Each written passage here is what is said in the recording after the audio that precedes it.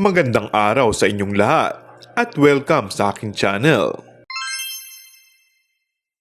Mainit ang naging pagtanggap ng mga taga Cebu sa Kapamilya Star sa pagdiriwang ng Sinulog Festival Kapamilya Caravan last January 18.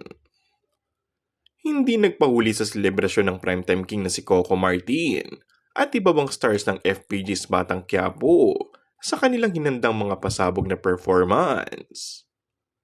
Gagawin namin ang lahat para masigurado po namin na mapapaligaya po namin kayo ngayong lahat bilang pasasalamat. At gusto naming maiparamdam ang pagmamahal namin sa inyo. Masayang bati ni Coco sa mga naghihiyawang fans.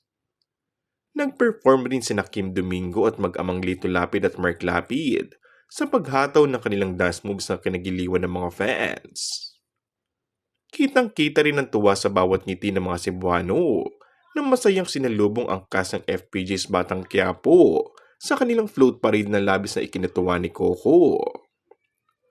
Kaliwat kanan nga ang sigaw ng tanggol para kay Coco habang umuusad ang motorcade sa kalsada na punong-puno ng mga tao.